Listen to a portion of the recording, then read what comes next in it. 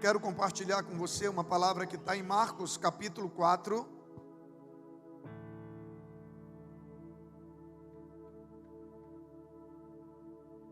A partir do versículo 35.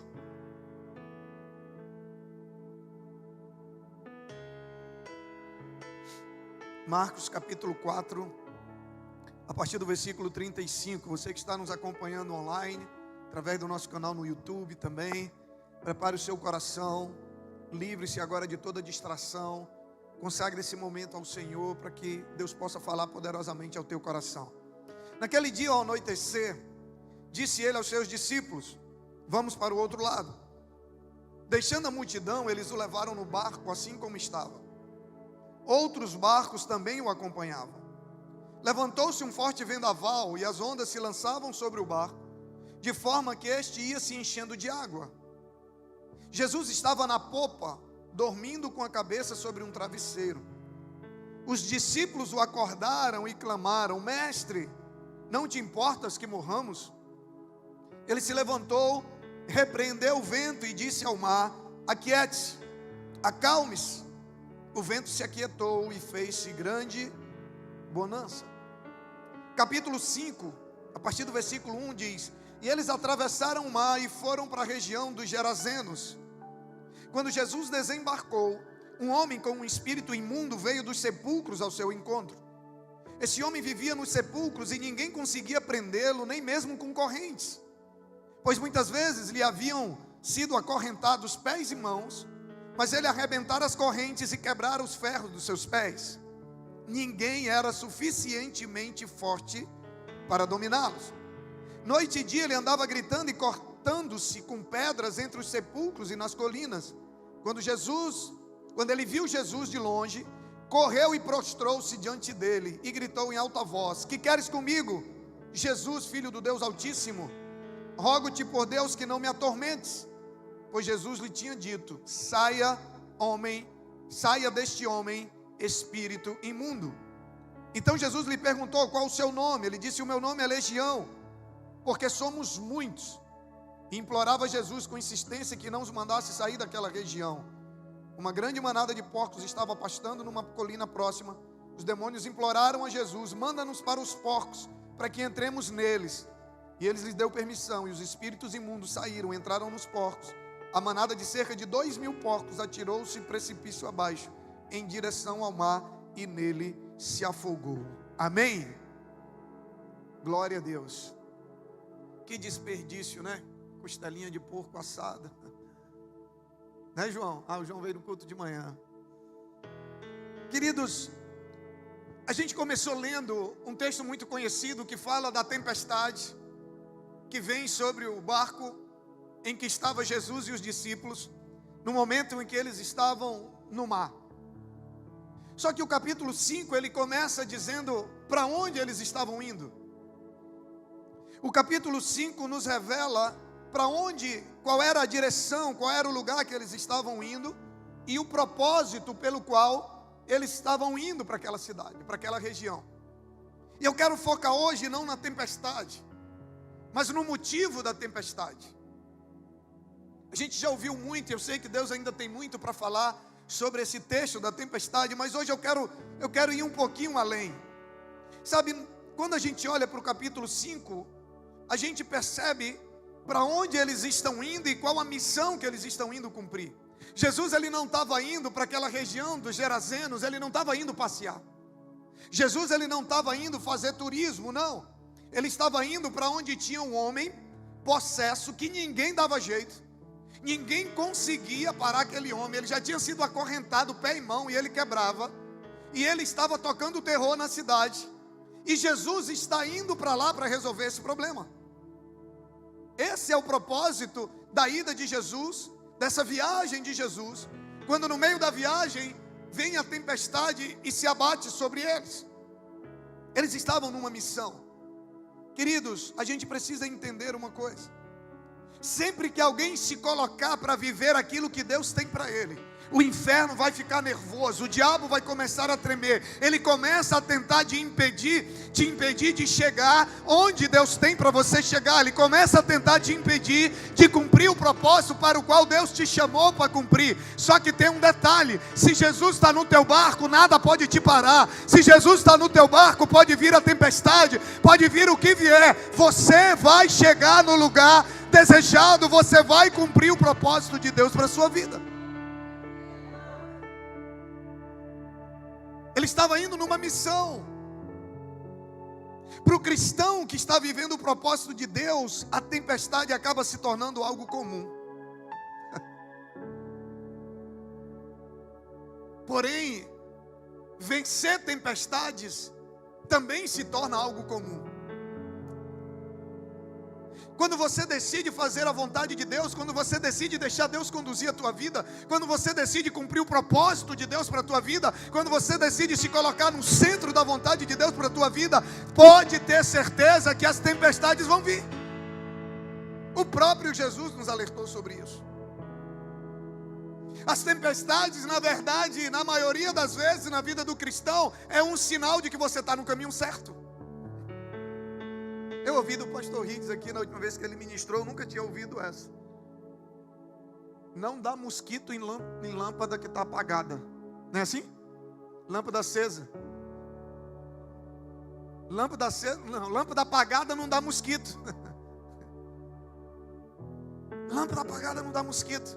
Sabe quem não está vivendo o propósito de Deus? Para que o diabo vai se preocupar de levantar a tempestade? Para que o diabo vai se preocupar? Não!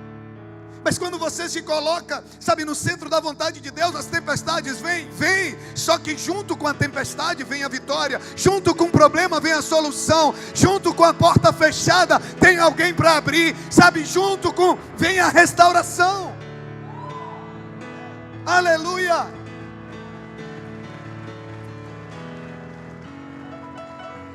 Cadê a banda? Me abandonou. Me abandonaram a banda. Não abandona não. Vocês estão ganhando bem para isso. Eu oro por vocês todo dia. Estou pagando certinho na oração. Só não consegui ainda pagar a luz da igreja na oração. Não aceita. Mas os músicos aqui é tudo na oração. Então a gente precisa entender isso. Sempre que você se colocar no caminho que Deus tem para você, pode ter certeza que vem tempestade, mas também pode ter certeza que tem vitória. Porque a única maneira, sabe, que o diabo encontra de tentar nos impedir de viver aquilo que Deus tem para nós, é se ele conseguir nos convencer a desistir. Eu imagino que se Jesus não está naquele barco, talvez o barco não tivesse afundado, mas no mínimo os discípulos com medo teriam voltado. E às vezes o diabo, ele não precisa nem afundar o teu barco, ele só precisa te parar. Ele só precisa te convencer a desistir. Ele só precisa te convencer a voltar o caminho. Ele só precisa te convencer a não continuar seguindo em frente. Jesus estava a caminho para libertar aquele homem que estava possesso. E a Bíblia diz que a tempestade surge do nada. E o barco começa a balançar. E Jesus está dormindo na popa do barco.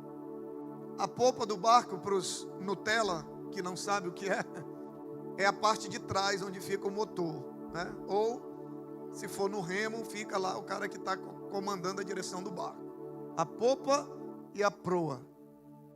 Proa é na frente. Jesus está dormindo na parte de trás, na popa do barco, no fundo do barco. E Pedro começa a ficar com medo do barco virar.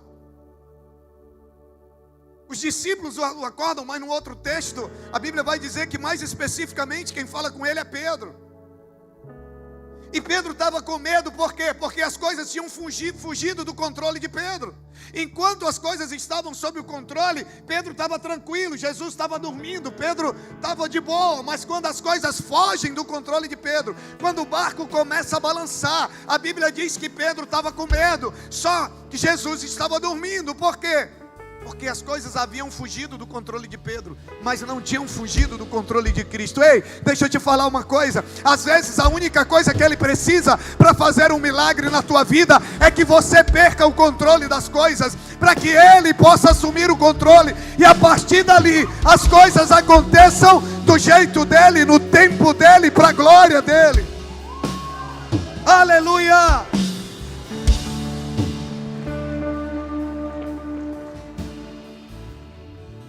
Às vezes a gente inverte a ordem das coisas.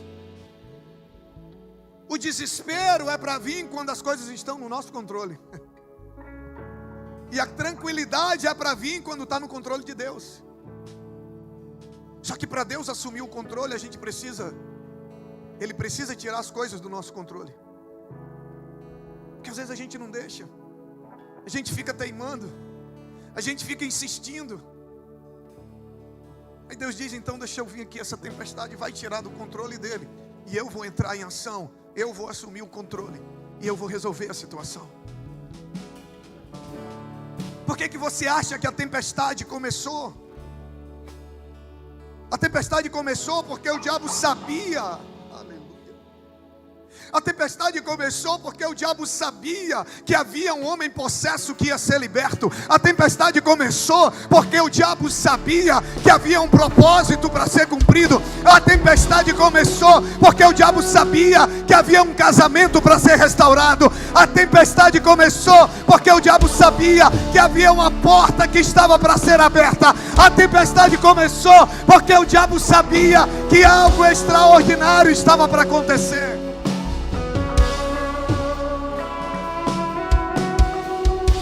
Há um propósito para a tempestade na vida do cristão. Talvez você não esteja entendendo, mas essa tempestade é o sinal de que algo extraordinário está para acontecer. É o sinal de que a promessa está próxima. É o sinal, sabe, de que um milagre está para acontecer. E quando o diabo vê que quanto mais se aproxima o momento, mais ele vai tentar te fazer desistir. Havia alguém para ser liberto. Há alguém para ser restaurado. Há um propósito para ser cumprido. Há vidas para serem transformadas. E esse é o motivo da tempestade. Há um motivo para a tempestade. Essa luta não é por acaso. Deus está para fazer algo extraordinário. E o diabo sabe disso, e é por isso que ele está tentando te parar. É por isso que ele está tentando te fazer desistir. É por isso que ele está, ele está fazendo de tudo para que você saia do propósito de Deus para a tua vida. Ele está fazendo de tudo para que você saia do lugar e do propósito, do centro da vontade de Deus para a tua vida. Porque ele sabe que se ele permitir que você continue, pessoas vão ser curadas, pessoas vão ser libertas, tua família vai ser restaurada, teus filhos serão abençoados. Ele sabe o que está por vir.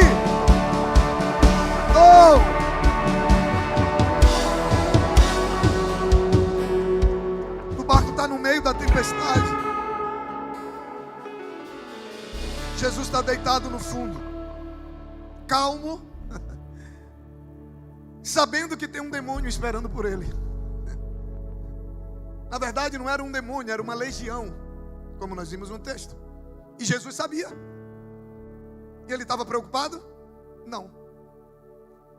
Estava dormindo, sabendo o que o esperava, mas ele estava dormindo, sabendo o que tinha pela frente, mas ele estava dormindo no fundo do barco, no meio do furacão. Que Jesus é esse que consegue dormir no meio de uma tempestade, sabendo que há demônios à sua espera? É o mesmo Jesus que a Bíblia diz que morreu, mas que ressuscitou ao terceiro dia, e ele tem poder sobre a morte. Ele pegou a chave do inferno, e ele olha para o diabo e diz: onde está, ó diabo, a tua vitória?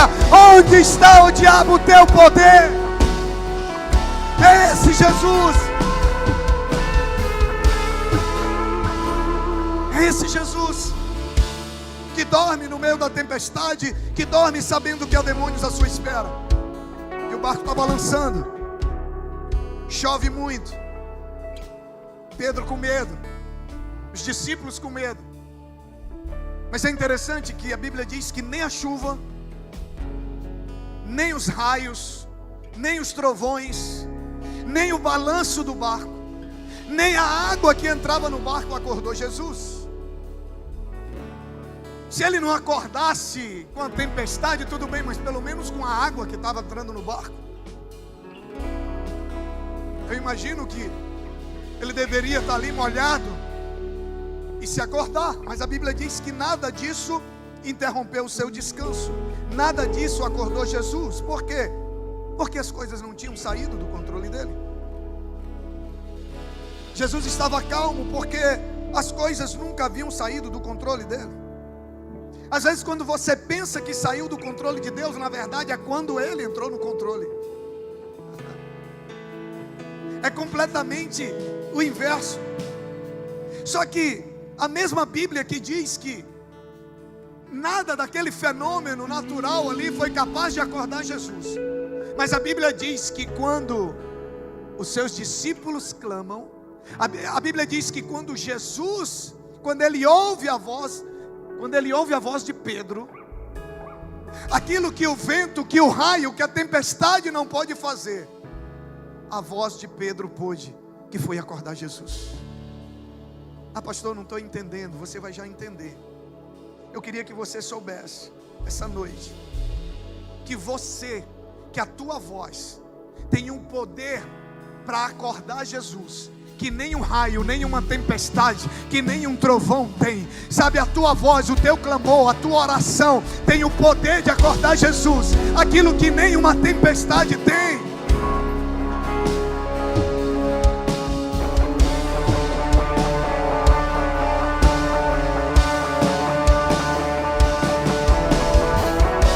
Agora olha aqui. Você acha que a voz de Jesus era mais alta do que o barulho de um relâmpago?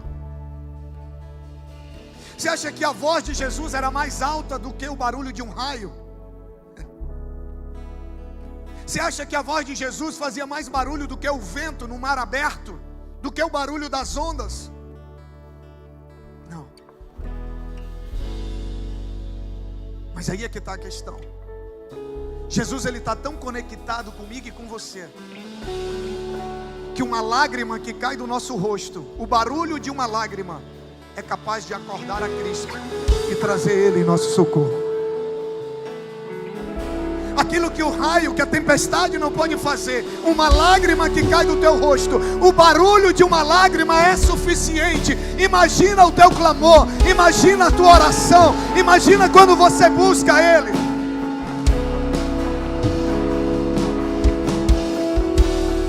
A Bíblia diz que quando Pedro abre a boca, Jesus acorda.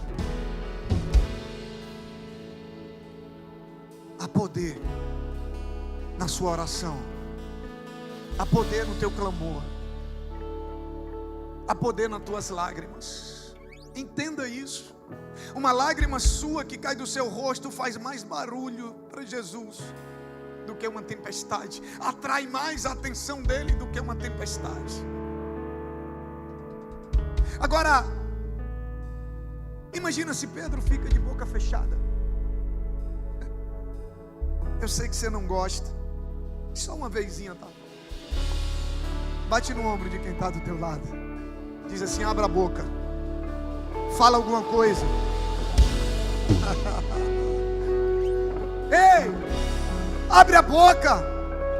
Fala alguma coisa, pede alguma coisa, diz o que está acontecendo. Ou será que você não entendeu que é por isso que toda vez que o teu casamento está com problema, o diabo não quer que você fale nada? Toda vez que você está em problema financeiro, o diabo quer que você fique calado. Toda vez que você está passando por uma enfermidade, por uma adversidade, por uma tempestade, o diabo quer que você fique calado. Por quê, pastor? Porque ele sabe que se você abrir a sua boca, alguém vai aparecer. Ele sabe que se você abrir a boca, alguém vai aparecer.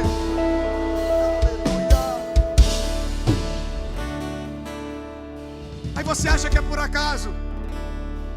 Quando você não quer falar nada com ninguém, você não quer, você fica escondendo, você não compartilha, você não pede ajuda, você fica calado, e é tudo que o diabo quer, enquanto tudo que você precisa é abrir a boca.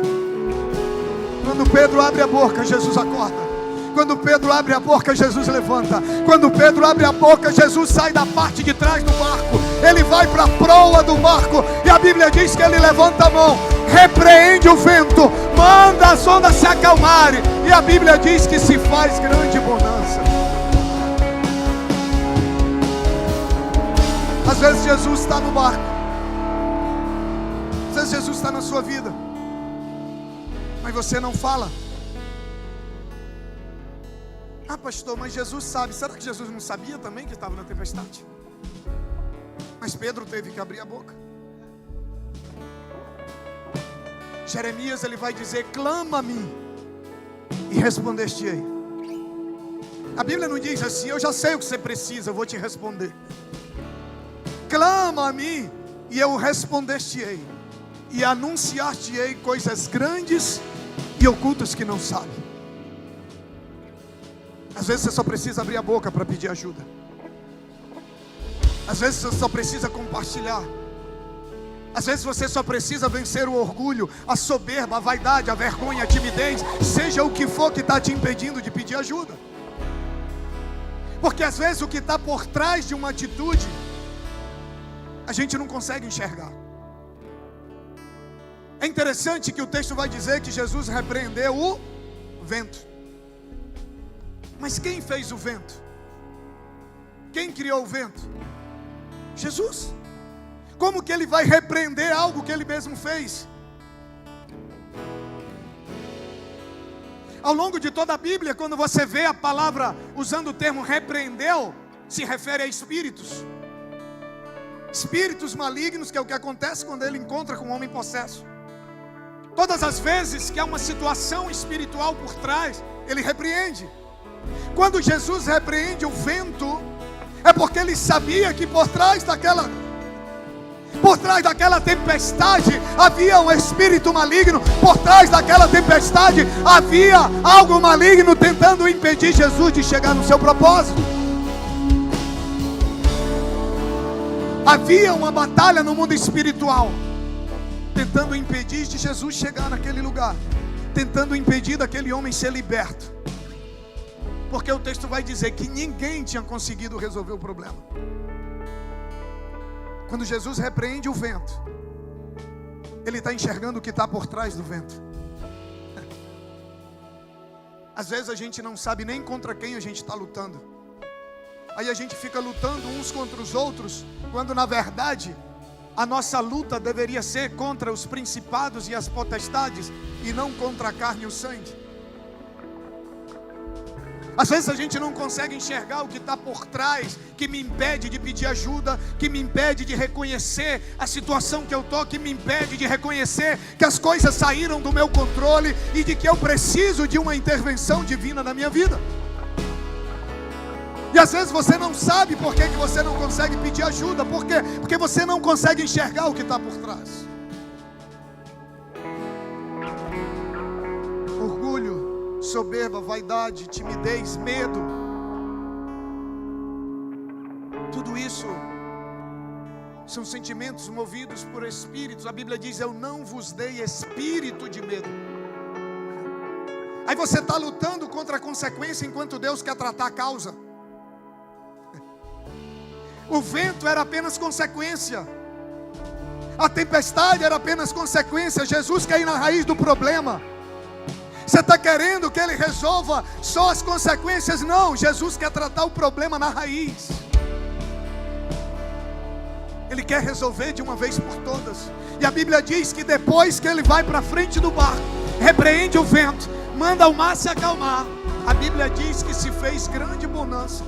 E eles continuaram a viagem tranquilamente, chegaram na região que tinham que chegar, expulsou os demônios e libertou o homem.